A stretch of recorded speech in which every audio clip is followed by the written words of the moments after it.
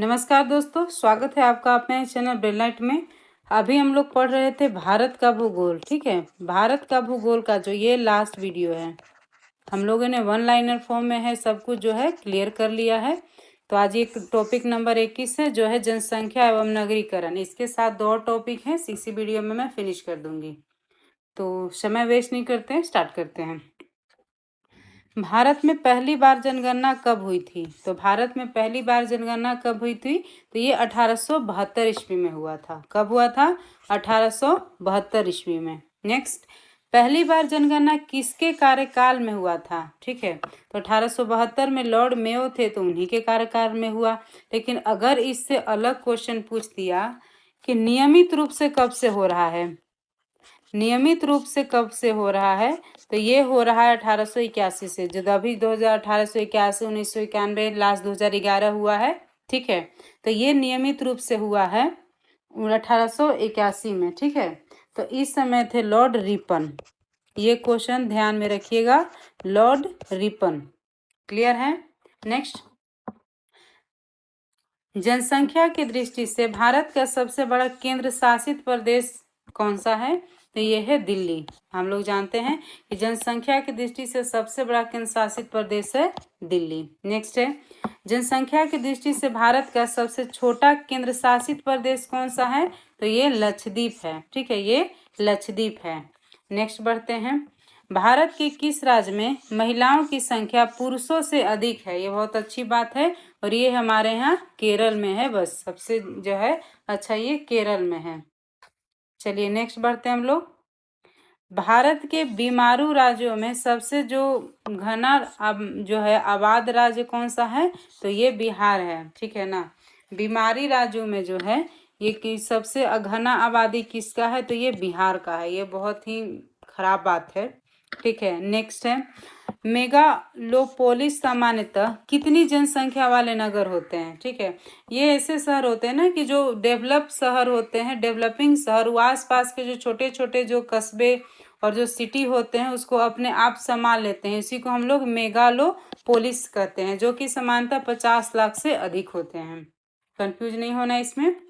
Next, जनसंख्या की आकार की दृष्टि से भारत का सबसे छोटा राज्य कौन सा है? तो यह है सिक्किम। उस समय हम केंद्र शासित प्रदेश देखे थे, ये नॉर्मल राज्य है। ठीक है, तो यह है सिक्किम।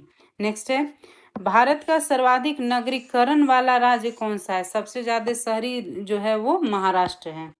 ठीक है, नेक्स्ट है, भारत के किस राज्य में ईसाई जनसंख्या का प्रतिशत सबसे अधिक है? तो ईसाई जनसंख्या सबसे ज्यादा कहाँ में है? ये मिजोरम में है। कहाँ में है? ये मिजोरम में है। चलिए आगे देखते हैं इसको। भारत के क्षेत्रफल संसार के क्षेत्रफल का 2.4% है। ठीक है, भारत का जो क्षेत्रफल है संसार के क्षेत्रफल का 2.4% है। ठीक है, तो परंतु इसका जो मानव प्रजाति है कितना प्रतिशत है? ये 17% है। क्षेत्रफल तो हम लोग पूरे विश्व में मात्र 2.4 पे रहते हैं, लेकिन हमारे यहाँ जनसंख्या जो है पूरे विश्व का वो 17% रहता है। नेक्स्ट है, भारत में जनसंख्या घनत्व की दृष्टि से बिहार का क्रम कितना है? पूरे राज्यों में कितना है? तो ये पहला है। ठीक है, पहला है। सबसे ज्यादा घनत्व बिहार में पाया जाता है, यानी कम जगह में बहुत अधिक लोग रहते हैं। नेक्स्ट, भारत की कुल जनसंख्या में बिहार की जनसंख्या का क्या प्रतिशत है? तो ये 8.04% है। ध्यान में रखना है, 8.04%। नेक्स्ट है, भारत की तीसरी सर्वाधिक बोले जाने वाली भाषा कौन से है? तो ये तेलुगु है। तीसरी सबसे ज्यादा बोले जाने वाली भाषा तेलुगु है। नेक्स्ट, भारत के राज्यों में जो में है किसका जनसंख्या घनत्व तो सबसे कम है? ठीक है, यानी बहुत दूर दूर पर लोग रहते हैं। ये है हमारे यहाँ अरुणाचल प्रदेश। क्लियर है? भारत में वर्तमान आबादी में 65% से अधिक आयु वाले व्यक्तियों की लगभग प्रतिशत कितनी बची है?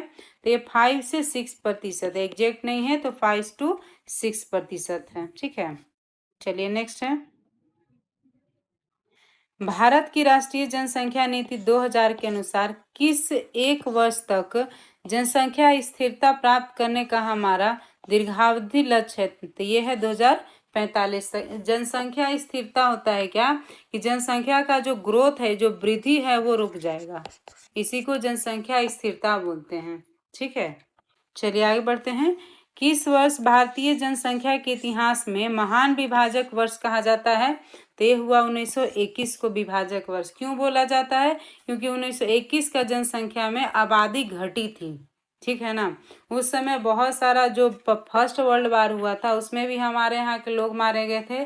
स्वतंत्रता के लिए युद्ध भी चल रहा था, तो उसी समय ये जब जनगणना हुआ तो जो है ये कम हो गया था। ठीक है, नेक्स्ट है भारत की जो जनजातियां हैं उसके बारे में है हमारा 22 नंबर टॉपिक। नेक्स्ट चलिए, भील जनजाति कहाँ पाई जाती है? तो भील जनजाति महाराष्ट्र में पाई जाती है। कहाँ पाई जाती है? तो ये महाराष्ट्र में पाई जाती है। चलिए आगे बढ़ते हैं। भारत की सर्वाधिक बड़ी जनजाति है तो ये गोंड है। सर्वाधिक बड़ी जनजाति कौन है? ये गोंड है। नेक्स्ट है गारो जनजाति कहाँ पाई जाती है? तो मेघालय में पाती है। गारो खासी जयंतिया पहाड़ी का नाम है। ठीक है ना, और वहीं पे ये जनजातियां पाई जाती है। चलिए आगे बढ़ते हैं। बोडो निवासी कहाँ के हैं? वो बोडो निवासी जो है वो गारो पहाड़ी के हैं। मैंने बता दिया कि गारो खासी जयंतिया नॉर्थ ईस्ट में है और वहीं पे ये निवास करते हैं। ये VVI में रखिएगा। गद्दी लोक निवासी कहाँ के हैं? तो ये हिमाचल प्रदेश के हैं। गद्दी लोक निवासी कहाँ के हैं? तो ये लोग हिमाचल प्रदेश के हैं। नेक्स्ट है सोमपेन जनजाति कहाँ पाई जाती है? ठीक है, सोमपेन जनजाति निकोबार द्वीप समूह में पाई जाती है। ठीक है ना, जो सोमपेन जनजाति है वो निकोबार द्वीप समूह में पाई जाती है। नेक्स्ट है केंद्र शासित प्रदेशों में ओजो जनजाति के लोग कहाँ पे रहते हैं? ठीक है ना, ओजो जनजाति के लोग जो है अंडमान और निकोबार द्वीप समूह पे रखते हैं। सेंटिलीज अगर पूछ देगा तो वो भी सेंटिलीज जनजाति भी वहीं पे रहती है, ध्यान में रखिएगा इसको। ये हुआ क्या था कि कुछ दिन पहले जो अमेरिकी यात्री थे वहां पे घूमने गए थे, तो सेंटिलीज जनजाति ने उन्हें एलियन समझ के उनको जान से मार दिया। ठीक है, इसलिए जनजाति चर्चे में आई थी, तो इसको ध्यान में रखेंगे। नेक्स्ट है गारो खासी जयंतिया जनजाति किस राज्य में निवास करती है? तो ये अभी बताए मेघालय में, वहां पे पहाड़ी है उसी के नाम पे है।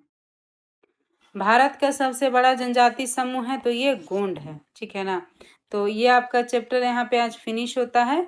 तो अभी बने रहिएगा, हम बहुत अच्छा वीडियो लाने वाले हैं हैंड रिटन नोट्स का, ज्योग्राफी का। जो आपको थोड़ा बहुत भी थ्योरी में दिक्कत होगा वो क्लियर हो जाएगा उससे।